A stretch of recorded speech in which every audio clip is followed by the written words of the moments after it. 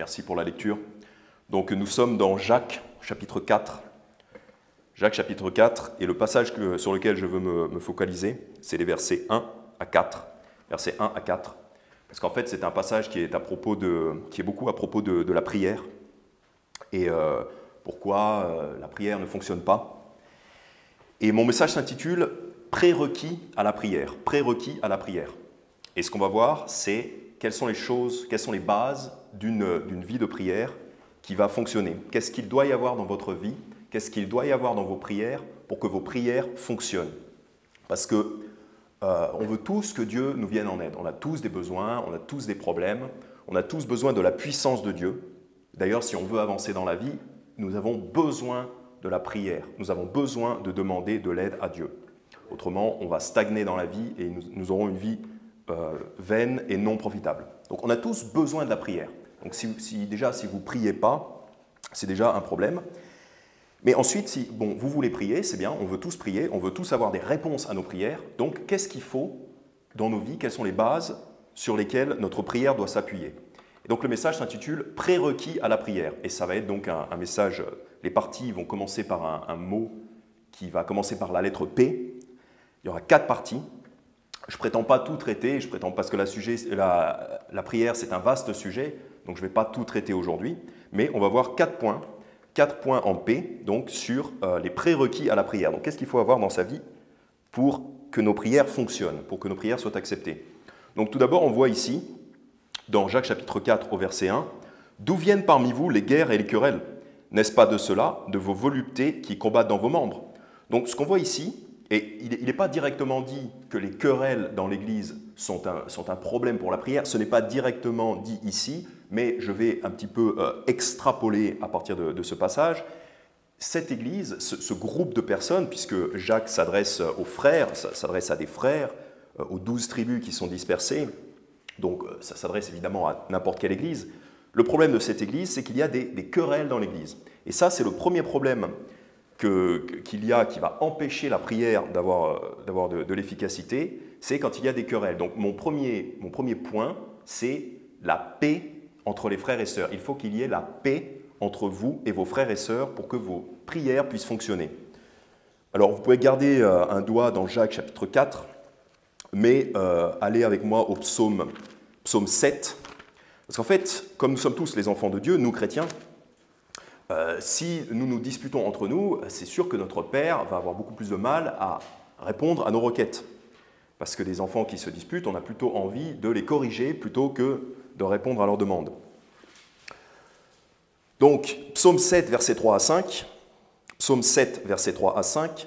« Éternel mon Dieu, si j'ai fait cela, s'il y a de l'iniquité dans mes mains, si j'ai rendu le mal à celui qui était en paix avec moi, entre parenthèses, oui, j'ai livré celui qui est mon ennemi sans cause. Donc oui, certes, j'ai demandé vengeance contre quelqu'un qui m'avait injustement attaqué, mais la personne, donc David, la personne qui écrit le psaume, et donc chacun d'entre nous, peut avec confiance dire, verset 5, « Que l'ennemi me persécute mon âme et la prenne, oui, qu'il foule à terre ma vie et couche ma gloire dans la poussière. » Donc, il dit, voilà, au verset 4, « Si j'ai rendu le mal à celui qui était en paix avec moi. » Autrement dit, si j'ai été injuste envers quelqu'un, si j'ai offensé quelqu'un de façon injuste, alors dans ce cas, oui, effectivement, tu peux faire venir sur moi le châtiment, mais puisque David a confiance, justement, il a confiance qu'il n'y a pas d'inimitié entre lui et un frère ou une sœur, alors il peut dire, oui, effectivement, il n'y a aucune iniquité dans mes mains, donc... voilà, je suis en paix avec mes frères et sœurs. Et parce que si vous voulez regarder dans Matthieu chapitre 5, donc le problème, c'est s'il n'y a pas de paix entre vous et vos frères et sœurs, Dieu ne va pas accéder à vos prières. Ou en tout cas, ça va être beaucoup moins garanti. Ça ne va pas être garanti du tout que Dieu accède à vos prières si vous êtes en querelle avec vos frères et sœurs. Matthieu chapitre 5, passage très connu. Matthieu chapitre 5, verset 23.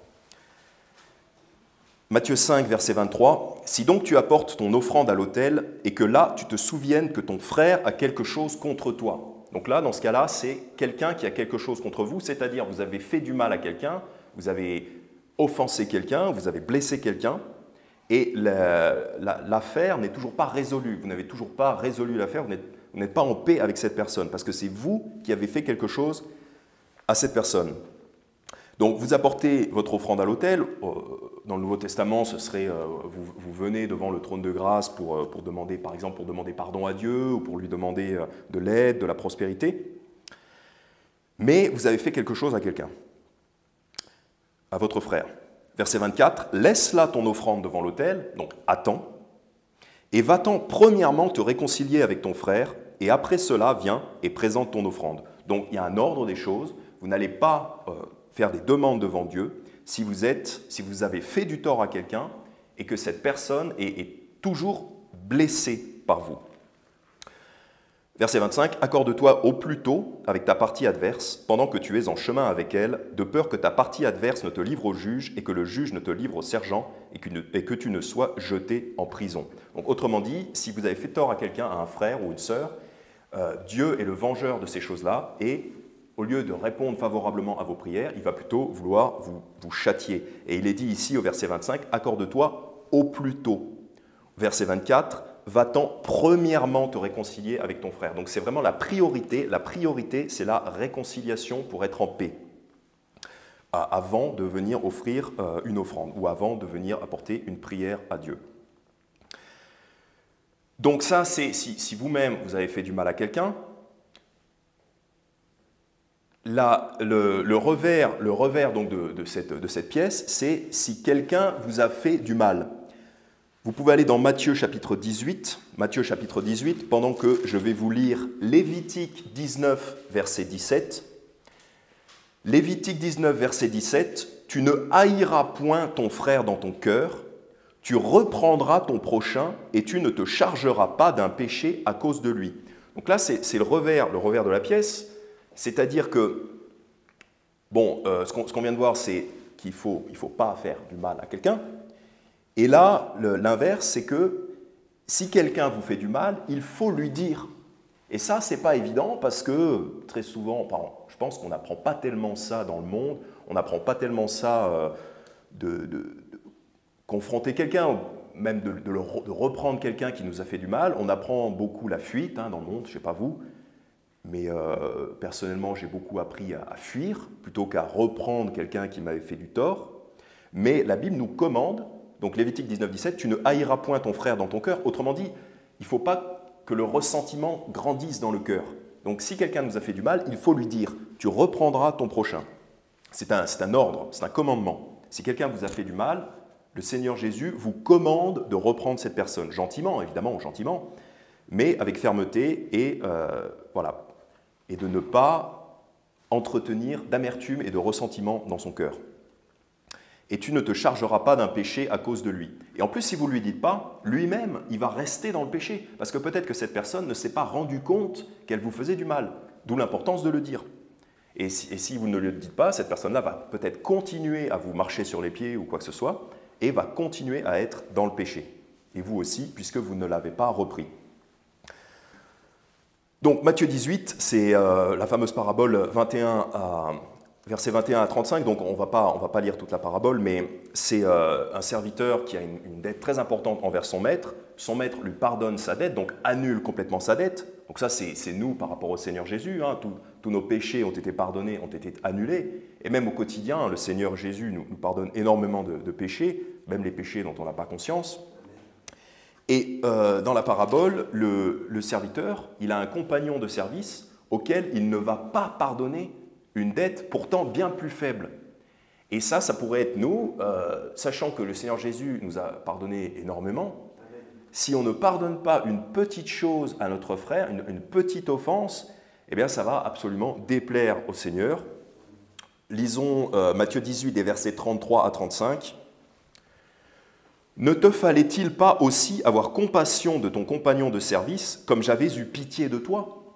Donc ça s'adresse à nous. Est-ce qu'il ne faut pas qu'on ait compassion les uns des autres, qu'on pardonne leurs offenses, leurs dettes aux uns et aux autres, de la même façon que le Seigneur Jésus nous a pardonné? Bien sûr que si. Verset 34, « Et son Seigneur étant irrité », donc ça va irriter le Seigneur, ça va irriter Dieu si on ne pardonne pas à nos frères et sœurs, « Et son Seigneur étant irrité, le livra au tourmenteur jusqu'à ce qu'il eût payé tout ce qui lui était dû.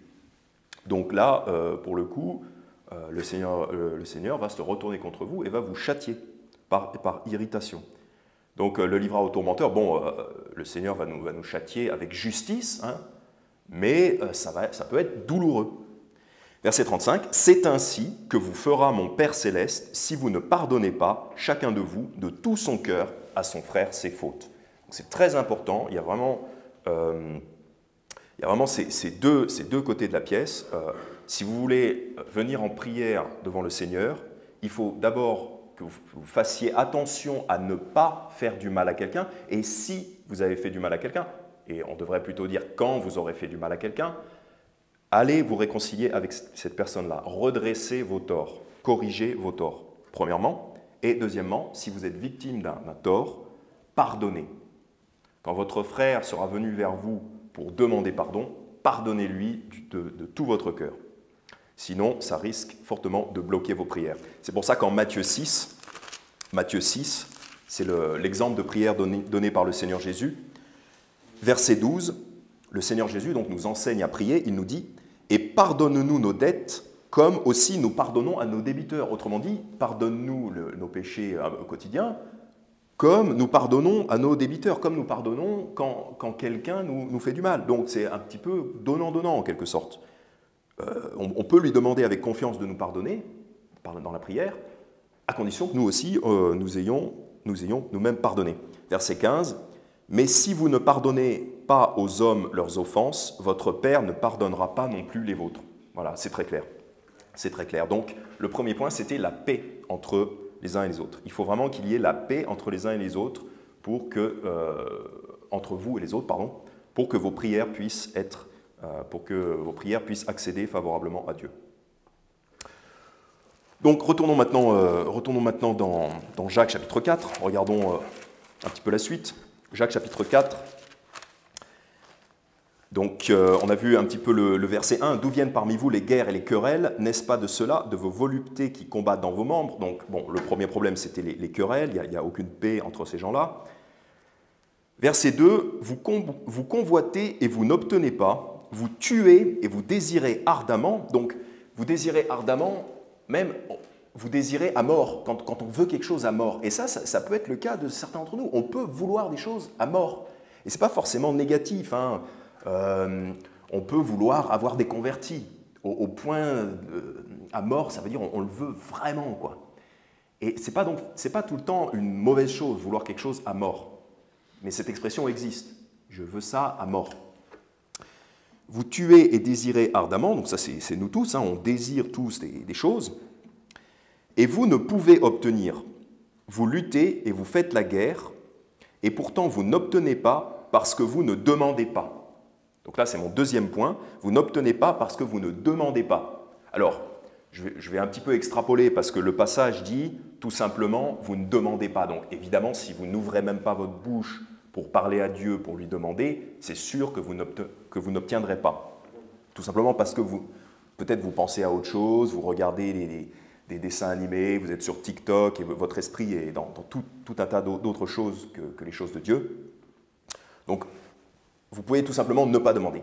Mais peut-être que vous ne demandez pas aussi, donc là c'est là que j'extrapole un petit peu, peut-être que vous ne demandez pas parce que vous n'avez pas assez de foi. Et ça c'est le deuxième point que je vais aborder, c'est la persuasion. Parce que la persuasion en fait c'est un synonyme de foi. Il fallait un titre en P. La persuasion, il faut que vous soyez persuadé de la puissance de Dieu. Vous voulez aller regardez juste dans Jacques chapitre 1, je vais vous lire Romains chapitre 4, versets 20 et 21. Romains chapitre 4, versets 20 et 21. En parlant d'Abraham, « Il ne chancela pas à l'égard de la promesse de Dieu par incrédulité, mais il fut fort dans la foi, donnant gloire à Dieu, étant pleinement persuadé que ce qu'il avait promis, il était capable aussi de l'accomplir. » Donc là, c'est juste pour vous montrer que avoir de la foi, c'est synonyme d'être persuadé de quelque chose, hein. Nous avons la foi en Jésus pour notre salut. Ça veut dire que nous sommes persuadés que le Seigneur Jésus est capable et qu'il a dit la vérité, qu'il a promis et qu'il est capable de nous purifier de tous nos péchés. Qu'il l'a fait et qu'il est capable de nous garder.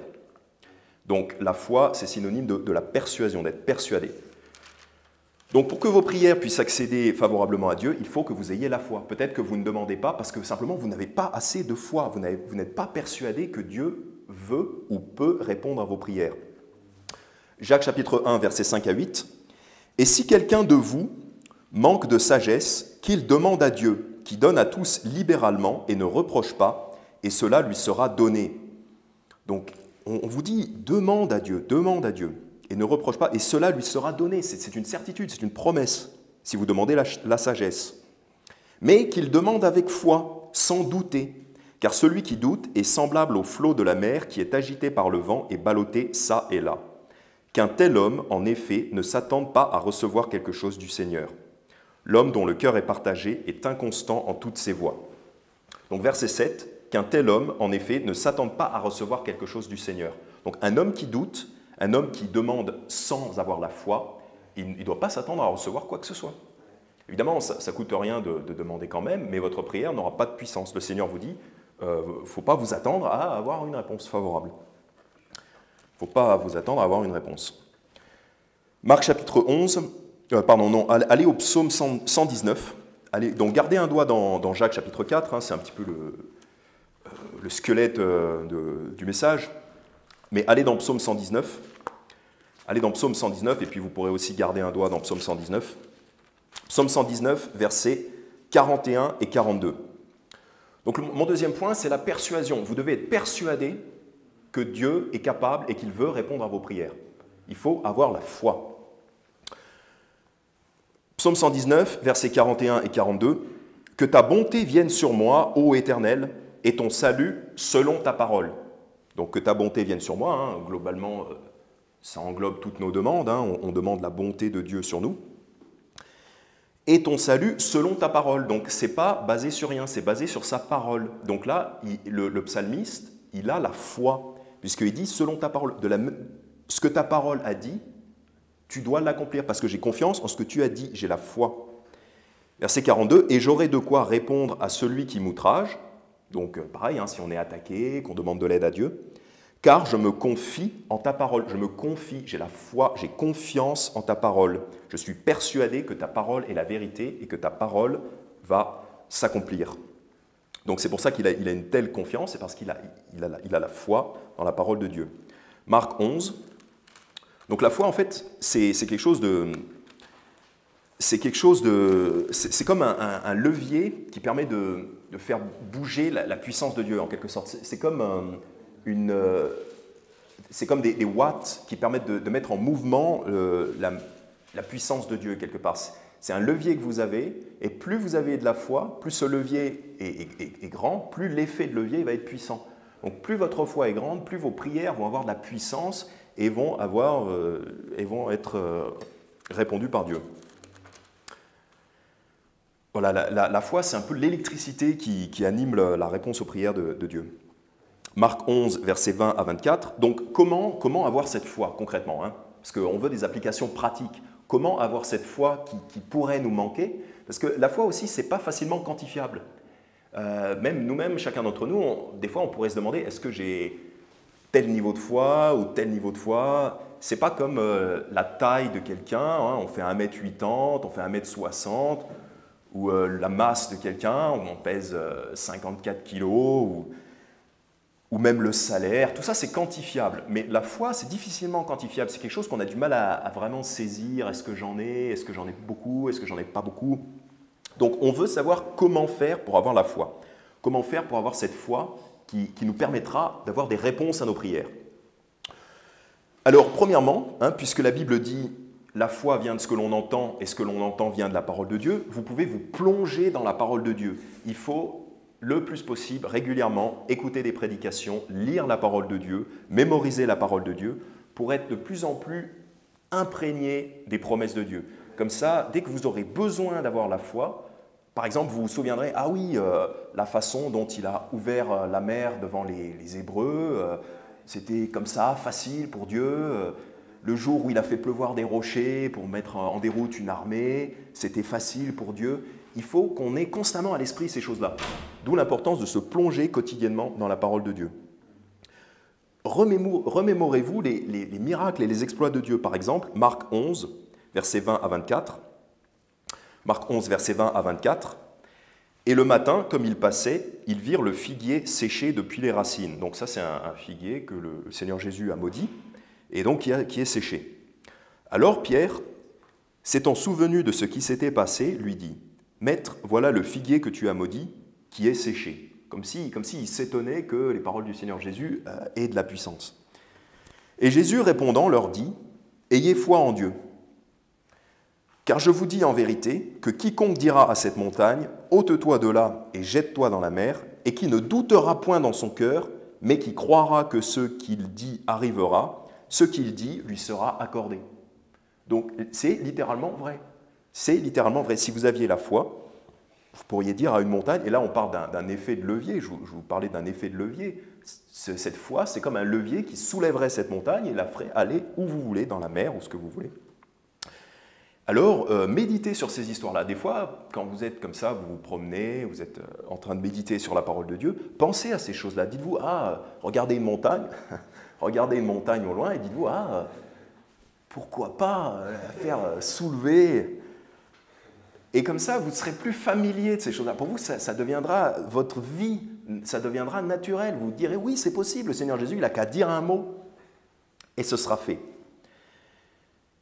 Marc chapitre 9, verset 23, Jésus lui dit, « Si tu peux croire, toutes choses sont possibles pour celui qui croit. » Et j'adore ce passage, verset 24, « Aussitôt le père de l'enfant s'écriant, dit avec larmes, « Seigneur, je crois, aide-moi dans mon incrédulité. » Ça c'est très beau parce que c'est là qu'on voit qu'en fait, lui-même il a du mal à quantifier sa foi. Il dit, « Je crois, mais en fait je ne suis pas sûr de croire suffisamment, donc aide-moi dans mon incrédulité. » Donc on a ce levier. Il faut se remémorer les grandes actions, les possibilités qu'on peut faire avec la foi, toutes les montagnes qu'on peut soulever, qu'on peut faire obéir, les arbres qu'on peut faire se déraciner, se planter dans la mer, etc. Tout ça, il faut s'en souvenir, il faut s'imprégner la tête de toutes ces choses. Et au quotidien, comment on peut faire pour avoir plus de foi? Matthieu chapitre 8. Matthieu chapitre 8. Là, on va voir un exemple d'un homme de grande foi. Matthieu chapitre 8, versets 5 à 10. Donc concrètement, quoi faire dans nos vies pour avoir cette foi? Puisque la foi, c'est pas comme, c'est pas quantifiable, c'est difficile, on ne sait pas trop comment faire pour l'augmenter. C'est pas comme un produit qu'on pourrait manger qui viendrait dans notre corps. Non, c'est plus éthéré. Matthieu chapitre 8, versets 5 à 10. Matthieu chapitre 8, versets 5 à 10. Et lorsque Jésus fut entré dans Capernaum, un centurion vint à lui, le priant, et lui disant, « Seigneur, mon serviteur est au lit dans la maison, malade de paralysie, grièvement tourmenté. » Et Jésus lui dit, « J'irai et je le guérirai. » Et le centurion répondit et lui dit, « Seigneur, je ne suis pas digne que tu entres sous mon toit, mais dis seulement une parole et mon serviteur sera guéri.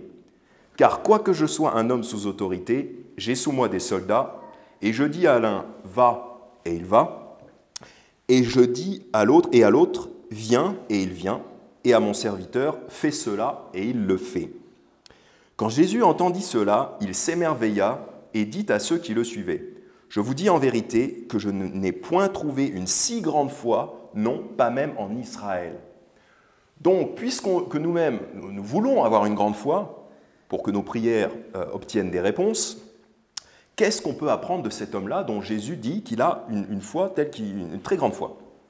Eh bien, cet homme, il dit au verset 9, « Quoique je sois un homme sous autorité, j'ai sous moi des soldats, et je dis à l'un, va, et il va, et à l'autre, viens, et il vient, et à mon serviteur, fais cela, et il le fait. » En fait, cet homme a intégré dans tout son être la chaîne de commandements qu'il y a dans le monde, parce que Dieu est un Dieu d'autorité, Dieu est un Dieu de hiérarchie. Dieu établit des hiérarchies, et celui qui est au sommet de la hiérarchie, c'est le Père. Juste en dessous, il y a le Seigneur Jésus qui est l'héritier de toutes choses. Et donc, toutes choses obéissent à la voix de Dieu. Donc, qu'est-ce que cet homme a? Cet homme a dans sa vie quotidienne un mode de vie, donc là en l'occurrence une vie militaire, une vie de soldat, un mode de vie qui lui enseigne au quotidien une chaîne de commandements rapide, efficace et sans rébellion. une immédiateté dans l'obéissance. Et c'est pour ça qu'il comprend que tous les esprits, donc en l'occurrence une maladie, hein, mais ça peut être n'importe quel esprit, tous les esprits obéissent au doigt et à l'œil au Seigneur Jésus. À la moindre parole du Seigneur Jésus, tous les esprits obéissent instantanément. Parce qu'il dit, j'ai sous moi des soldats et je dis à l'un, va, et il va. Il n'y a pas de pause entre le moment où il dit va et où son serviteur va. Il n'y a pas de pause, c'est immédiat. Parce que dans sa vie quotidienne, ça se passe comme ça, alors il est capable de comprendre que dans le royaume de Dieu, ça se passe comme ça aussi. Donc, comment on fait pour être comme ce centurion?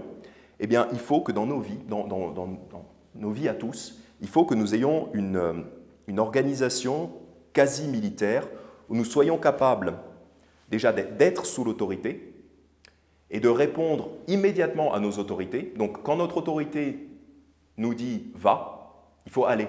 Il ne faut pas traîner, il ne faut pas désobéir, il ne faut pas avoir même un moment de rébellion. Une fois que vous avez déterminé, hein, bien sûr, une fois que vous avez déterminé quelles sont les autorités légitimes dans votre vie, soyez militaire pour l'obéissance. Et donc obéissez à votre autorité et faites en sorte de vous faire obéir de vos subordonnés aussi. Faites en sorte de pouvoir gérer les gens qui sont sous votre autorité de telle manière que la chaîne de commandement s'établisse rapidement et efficacement. La hiérarchie soit établie rapidement et efficacement. Comme ça, quand vous aurez organisé votre vie quotidienne de cette façon un petit peu militaire, comme cet homme, ce soldat, vous comprendrez au quotidien, de mieux en mieux, vous comprendrez avec quelle efficacité le Seigneur Jésus peut vous répondre. Et donc, vous aurez de plus en plus de foi, parce que vous aurez intégré cette chose-là dans votre vie quotidienne. Donc, par exemple, un époux à la maison, c'est savoir faire obéir sa femme. Évidemment, avec douceur, hein, il y a des façons, ce n'est pas moi qui vous l'enseignerai, mais il faut savoir diriger, il faut savoir conduire, par exemple, son épouse d'une certaine façon, ses enfants aussi, lesquels sont sous l'autorité du père. Il faut savoir conduire aussi ses enfants d'une certaine manière pour arriver à un tel résultat que quand vous dites « va », il va. Quand vous dites à votre enfant « fais ça », il le fait immédiatement. Vous êtes sous autorité au travail, par exemple. C'est pour ça que le travail est une telle bénédiction pour nous les hommes et pour les femmes qui sont obligées de travailler aussi quelque part, parce que ça nous enseigne aussi à obéir promptement à l'autorité. Et donc quand vous êtes au travail, si vous avez des subordonnés, entraînez-vous, développez de la sagesse, demandez à Dieu la sagesse pour réussir à avoir ce schéma militaire où vous dites « va » et votre subordonné va. Et vous-même, quand votre supérieur hiérarchique vous dit « va », allez immédiatement. Et vous me direz « oui, Arthur, je suis célibataire, j'ai donc personne sous mon autorité et je suis en bas de l'échelle dans mon entreprise. » Vous avez toujours quelqu'un sous vos ordres, vous avez votre chair sous vos ordres. Parce que la chair, Romains chapitre 7, la chair, ce n'est pas vous. Romains chapitre 7, verset 17, « Et maintenant, ce n'est plus moi qui le fais, mais c'est le péché qui habite en moi. » Donc, en fait, quand on est converti, on ne s'identifie plus à notre chair. Notre chair, c'est une autre personne. Le vrai vous, c'est la nouvelle créature renouvelée en Jésus-Christ. Donc, même si vous vous dites « j'ai personne sous mon autorité », si vous avez toujours une personne sous votre autorité, c'est votre chair. Alors, je dis pas la chair, c'est une autre personne, pour évidemment que ce soit une excuse pour dire « c'est pas moi, c'est ma chair ». Parce que votre chair est sous votre commandement, votre chair est sous votre autorité et vous devez la conduire. Vous avez la responsabilité de conduire votre chair. Donc même un célibataire, quelqu'un qui n'a pas de personne à charge, quelqu'un qui est en bas de la hiérarchie dans son entreprise, il a une personne très difficile à contrôler. Cette personne, c'est sa chair. Donc vous aurez toujours moyen d'avoir un subordonné, ne serait-ce que votre chair. Et Dieu sait que c'est déjà un challenge important. Donc, comment faire pour avoir la foi? Eh bien, organisez votre vie pour qu'elle ressemble à la vie militaire de ce centurion, pour que vous ayez intégré en vous-même et dans votre quotidien la chaîne de la hiérarchie, de l'obéissance et de l'immédiateté dans l'obéissance. Luc 17, deuxième façon d'avoir cette foi. Et d'ailleurs, c'est ce qu'on a vu en Marc chapitre 9, hein, quand le monsieur demande « Seigneur, je crois, aide-moi dans mon incrédulité », c'est tout simplement de, pourquoi pas, demander au Seigneur Jésus d'augmenter notre foi. Pourquoi pas? C'est ce qui est dit dans Luc 17, versets 1 à 10. Donc Luc 17, versets 1 à 10. « Alors dit-il à ses disciples, « Il est impossible qu'il n'arrive pas de scandale, mais malheur à celui par qui ils arrivent. Il vaudrait mieux pour lui qu'on lui mît au cou une pierre de meule et qu'on le jetât dans la mer que de scandaliser un de ses petits. Prenez garde à vous-même, si ton frère transgresse contre toi, reprends-le, et s'il se repent, pardonne-lui. » Donc ça, c'est ce qu'on a vu au point numéro 1, c'est un résumé de ce qu'on a vu au point numéro 1. Reprendre un transgresseur et ensuite pardonner une fois qu'il s'est repenti. « Et s'il transgresse contre toi 7 fois en un jour, et que 7 fois en un jour il revienne vers toi disant « Je me repens », tu lui pardonneras. Ça, c'est déjà vu. Et les apôtres dirent au Seigneur, « Augmente notre foi. » Donc pourquoi pas, hein, on veut que nos prières soient répondues, pourquoi pas demander « Augmente notre foi ». Et le Seigneur dit, « Si vous aviez de la foi comme un grain de moutarde, vous diriez à ce sycomore, déracine-toi et plante-toi dans la mer, et il vous obéirait. » Croyez ça, mes amis. Mais qui de vous, ayant un serviteur qui laboure ou qui pèse le bétail, lui dise aussitôt qu'il revient des champs, « Avance-toi et mets-toi à table » Ne lui dira-t-il pas plutôt, « Prépare-moi à souper et ceins-toi, et sers-moi jusqu'à ce que j'ai mangé et bu, et après cela tu mangeras et tu boiras. » Est-il obligé envers ce serviteur parce qu'il a fait ce qui lui avait été commandé? Je ne pense pas. Vous de même, quand vous aurez fait tout ce qui vous est commandé, dites, « Nous sommes des serviteurs inutiles parce que nous n'avons fait que ce que nous étions obligés de faire. » Et ensuite, au verset 11, il enchaîne sur autre chose. Donc, en résumé, tout simplement, les apôtres veulent plus de foi, et ce que le Seigneur Jésus leur dit, c'est, en quelque sorte, c'est doucement, doucement les gars, peut-être que vous ne vous rendez pas compte, mais si vous aviez vraiment plus de foi que ce que vous avez maintenant, vous seriez capable de tels miracles incroyables que vous pourriez faire des choses absolument immenses. Mais avant de me demander un tel pouvoir, avant de me demander un levier si puissant, pourquoi ne commencez-vous pas, premièrement, par accomplir les choses les plus basiques que je vous ai commandées? C'est ce qu'il dit ici. Parce que quand on fait une prière à Dieu, en quelque sorte, on demande à Dieu de nous servir quand même. On demande un service à Dieu. Mais avant de demander un service, est-ce que nous-mêmes, on a accompli la base de ce que Dieu nous a demandé, le zéro de ce que Dieu nous a demandé, et qu'il est juste pour Dieu de nous demander, puisqu'il est notre roi, notre Seigneur, il a toute autorité sur nous. Donc avant de lui demander quelque chose, posons-nous la question, est-ce qu'on a fait le minimum, déjà le niveau zéro de ce qu'il nous demande? C'est-à-dire prêcher l'Évangile, nettoyer sa vie, aller à l'Église, travailler pour une Église, travailler pour le royaume de Dieu. Est-ce qu'on fait le minimum? Verset 10, « Vous de même, quand vous aurez fait tout ce qui vous est commandé, dites, nous sommes des serviteurs inutiles, parce qu'en fait, quand vous avez fait tout ce que Dieu vous commande, vous n'êtes pas spécial, vous n'êtes rien de spécial, vous êtes au niveau zéro. Vous êtes au niveau de ce qui est attendu, comme de ce qu'on attend d'un employé. Nous sommes des serviteurs inutiles parce que nous n'avons fait que ce que nous étions obligés de faire. » Donc, pour augmenter si vous voulez que le Seigneur Jésus augmente votre foi, commencez déjà par faire la base de ce qui est très clair dans la Bible, les choses les plus claires, et vraiment les bases de la vie chrétienne. Et c'est déjà un programme très chargé. Et peut-être qu'ensuite, quand vous serez déjà au niveau basique, peut-être que le Seigneur vous donnera un peu plus de foi pour accomplir des choses beaucoup plus grandioses. Imaginez quand Jacques et Jean, c'est dans une ville où les gens vont refuser d'écouter le Seigneur Jésus. Et Jacques et Jean proposent d'envoyer le feu du ciel sur cette ville pour les détruire. Imaginez s'ils avaient eu la foi nécessaire pour accomplir ce miracle. Ça aurait été un désastre, parce que ce n'était pas la volonté de Dieu que ces gens-là périssent. Car le Fils de l'homme n'est pas venu pour détruire, mais pour sauver. C'est juste en Luc chapitre 9, en fait. Car le Fils de l'homme n'est point venu faire périr les âmes des hommes, mais les sauver. Et ils s'en allèrent dans un autre village. Donc heureusement que le Seigneur Jésus ne leur avait pas donné la foi suffisante pour faire descendre le feu du ciel. Parce que ça aurait été un désastre, ça aurait tué des gens qui auraient pu être sauvés par la suite. Et ce n'est pas du tout ce qu'on veut.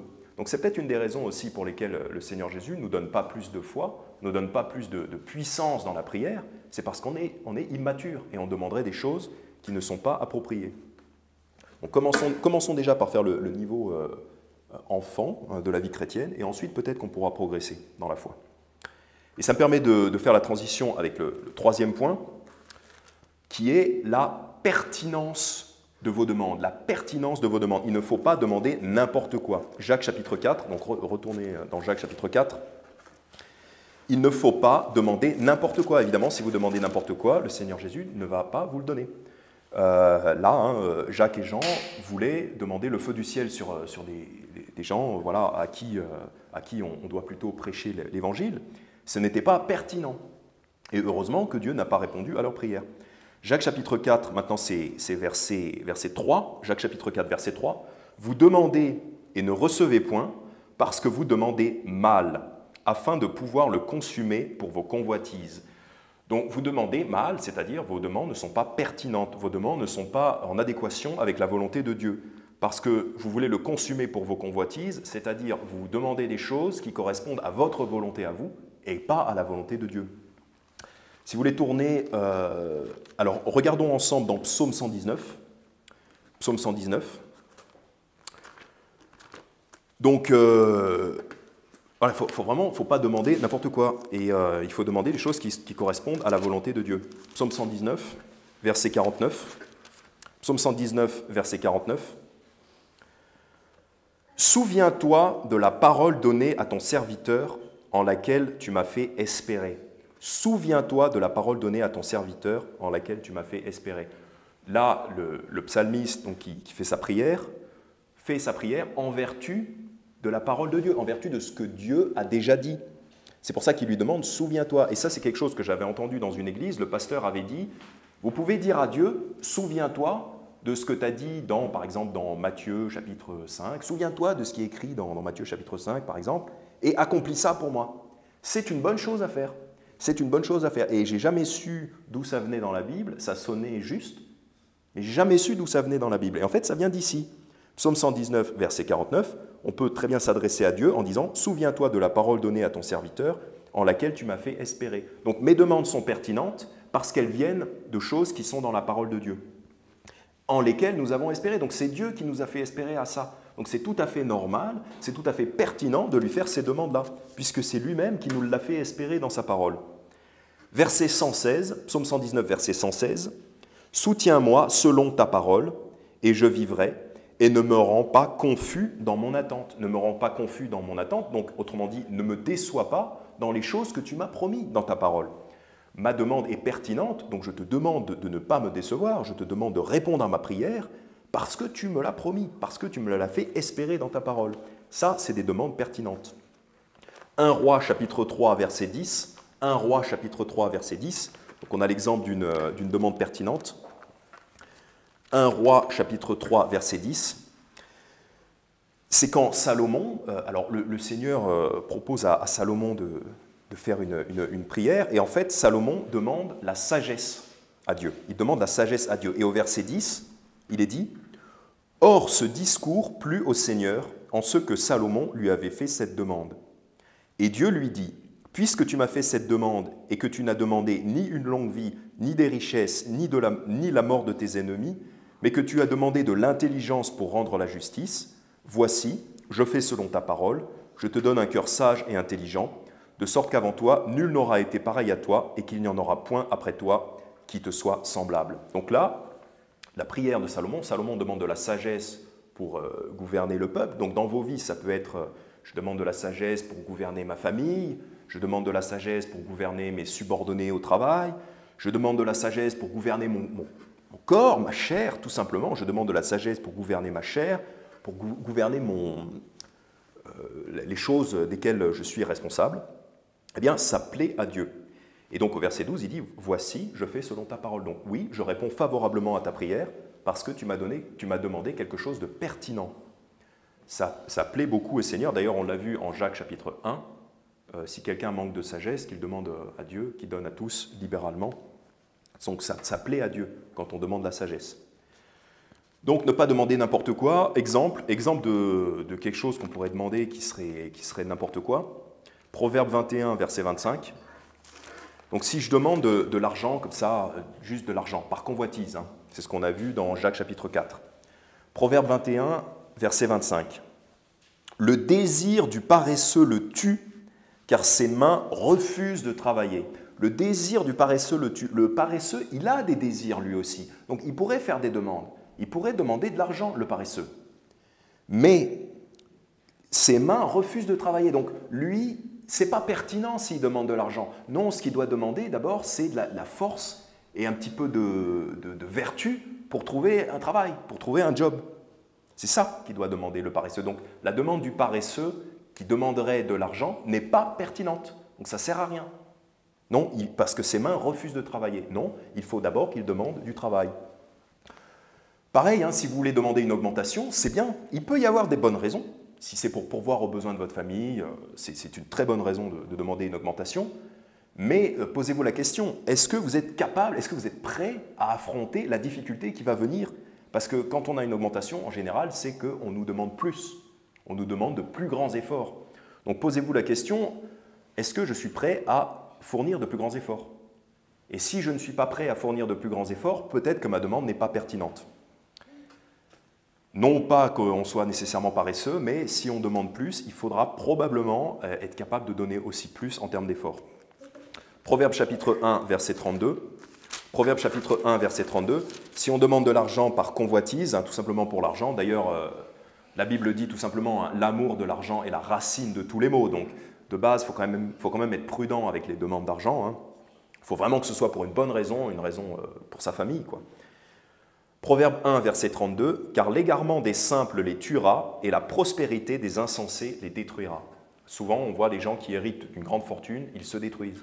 Parce que quelle que soit la quantité d'argent que vous avez, vous trouverez toujours moyen de dépenser cet argent dans des choses frivoles, et dans des drogues, ou de la nourriture chère, ou du luxe, etc. Et cette prospérité pourra vous détruire. Donc c'est pour ça que le Seigneur garde la plupart d'entre nous dans la classe moyenne. Voilà. Pas qu'on soit, parce que la prospérité pourrait nous détruire. Donc ça, ce seraient des demandes non pertinentes. Autre demande non pertinente, si vous êtes divorcé et que vous demandez le mariage, c'est une demande non pertinente. Parce que la Bible, le Seigneur Jésus nous dit « Quiconque répudie sa femme et en épouse une autre commet un adultère, et celui qui épouse celle qui est répudiée commet un adultère. » Donc, une personne divorcée qui demanderait au Seigneur Jésus un nouveau mariage, ce serait une demande non pertinente. Pareil, si vous voulez vous marier et que vous êtes célibataire, donc vous n'êtes pas divorcé, vous êtes célibataire, mais vous voulez vous marier, vous demandez une épouse ou un époux. Votre demande ne sera pas pertinente si vous ne vous occupez déjà pas de vous-même. Parce qu'il y a des gens qui demandent le mariage, mais qui ne sont déjà pas capables de se gérer juste soi-même une personne, une chair. Comment voulez-vous que Dieu vous confie une deuxième personne si vous n'êtes pas déjà capable d'accomplir vos devoirs envers la première personne, envers vous-même? Si vous n'êtes pas déjà capable de vous occuper de vous-même, pourquoi Dieu vous donnerait une deuxième personne à charge? Pareil au travail, si vous voulez demander une promotion professionnelle et que vous n'accomplissez pas déjà vos devoirs, les devoirs les plus simples qu'on vous demande, pourquoi Dieu vous donnerait une promotion? Il ne vous la donnera pas, parce que c'est une demande non pertinente. Donc faisons attention, faites attention à faire des demandes pertinentes qui correspondent à la volonté de Dieu. 1 Jean chapitre 5, 1 Jean chapitre 5, verset 14. Versets 14 à 17, 1 Jean chapitre 5, versets 14 à 17. « Et voici la confiance que nous avons en lui. » Donc là, on revoit un petit peu le point numéro 2, la persuasion, la foi. « Et voici la confiance que nous avons en lui, c'est que si nous demandons quelque chose selon sa volonté, il nous écoute. » Donc là, c'est très important, ces trois mots, « selon sa volonté ». Autrement dit, si on demande quelque chose selon notre volonté à nous, quelque chose qui n'est pas pertinent, eh bien, il ne nous écoutera pas. Et si nous savons qu'il nous écoute, quoi que ce soit que nous demandions, nous savons que nous obtenons les requêtes que nous désirions de lui. Et ça devrait aussi renforcer notre foi, parce que si on demande des demandes pertinentes, il nous dit ici, nous savons que nous obtenons les requêtes que nous désirions de lui. Donc là, il nous le dit avec certitude. Si vos demandes sont pertinentes, vous les recevrez. Vous recevrez vos demandes. Verset 16, là, ce serait une demande qui serait pertinente. Si quelqu'un voit son frère pécher d'un péché qui ne mène point à la mort, il demandera et il lui donnera la vie. Donc vous pouvez prier pour que Dieu ait miséricorde envers vos frères et sœurs qui ont commis des péchés. Savoir à ceux qui ne pêchent point à la mort. Il est un péché qui mène à la mort. Je ne dis pas qu'il priera pour ce péché-là. Donc si votre frère ou votre sœur a commis un péché qui mène à la mort, donc là c'est un péché très grave, on ne sait pas nécessairement de quoi il s'agit, mais on ne veut pas le découvrir. Généralement, je pense qu'on peut supposer que c'est des péchés qui étaient punis de mort dans l'Ancien Testament. Je ne dis pas qu'il priera pour ce péché-là, parce que c'est trop grave. Peut-être que des fois, c'est trop grave. Donc, la prière n'est pas pertinente. Dans ce cas, tout ce que cette personne va recevoir, c'est le châtiment de Dieu. Et donc, ça me permet d'enchaîner avec mon dernier point, quatrième point et dernier point, la pureté. Parce que là, il nous dit... je ne dis pas qu'il priera pour un péché qui mène à la mort. Autrement dit, quelqu'un qui n'est pas pur, quelqu'un qui a vraiment une impureté criante dans sa vie, eh bien, des fois, ce n'est pas la peine de prier. Ce n'est pas la peine de prier, ça n'aboutira pas. Point numéro 4, c'est la pureté. Il faut que vous soyez pur dans votre vie pour que Dieu accède à vos requêtes. Évidemment, on ne dit pas sans péché, parce que personne n'est sans péché, mais il ne faut pas qu'il y ait des péchés tels que qui vous vaudrait l'exclusion de l'Église. Hein. Fornication, idolâtrie, extorsion, raillerie, ivrognerie et cupidité. Si vous avez un de ces 6 péchés-là dans votre vie, vous n'êtes pas pur et ne vous attendez pas à recevoir des réponses à vos prières.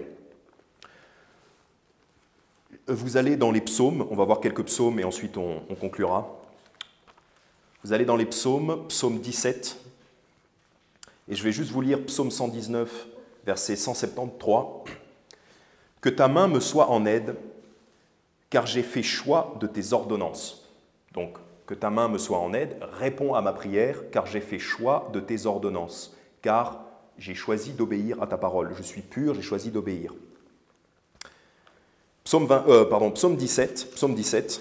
Donc là, on va voir plusieurs psaumes qui nous parlent de cette pureté qui est nécessaire dans la prière. Psaume 17, versets 1 à 6. Prière de David. « Éternel, écoute ma juste cause, sois attentif à mon cri. Prête l'oreille à la prière que je te fais avec des lèvres sans fraude. » Donc des lèvres sans fraude, hein, des lèvres qui ne mentent pas, des lèvres qui ne veulent pas tromper. « Que mon droit paraisse devant ta face, que tes yeux voient mon intégrité. Tu as sondé mon cœur, tu m'as visité la nuit, tu m'as éprouvé, tu ne trouves rien. Ma parole ne va pas au-delà de ma pensée. » Autrement dit, il a la confiance de dire « Tu m'as examiné, que de toute façon le Seigneur nous voit tous. » Et il a cette confiance de dire « Tu m'as examiné dans le secret de ma vie personnelle, là où aucun autre être humain n'est capable de voir. Tu m'as éprouvé, tu m'as visité, tu as sondé mon cœur et tu as vu qu'il n'y avait rien de mauvais. » C'est-à-dire il n'y a pas de méchanceté criante dans sa vie. « Quant aux actions des hommes, suivant la parole de tes lèvres, je me suis gardé des voies de l'homme violent. » Donc il s'est éloigné de tout sentier du mal. « Mes pas sont affermis dans tes sentiers, mes pieds ne chancellent point. Je t'invoque car tu m'exauces, ô Dieu, incline ton oreille vers moi, écoute ma parole. » Donc il a la confiance, il dit voilà, tu peux examiner tout ce que je fais, il n'y a pas de problème, je suis pur, réponds à mes prières. Psaume 18, verset 19. « Il m'a mis au large, il m'a délivré parce qu'il a pris son plaisir en moi. L'Éternel m'a traité selon ma justice, il m'a rendu selon la pureté de mes mains. Car j'ai gardé les voies de l'Éternel et je n'ai point été infidèle à mon Dieu. Car toutes ses ordonnances sont devant moi et je ne m'écarte point de ses statuts. J'ai été intègre avec lui et je me suis gardé de mon péché. Aussi, l'Éternel m'a rendu selon ma justice, selon la pureté de mes mains devant ses yeux. Avec celui qui est bon, tu es bon.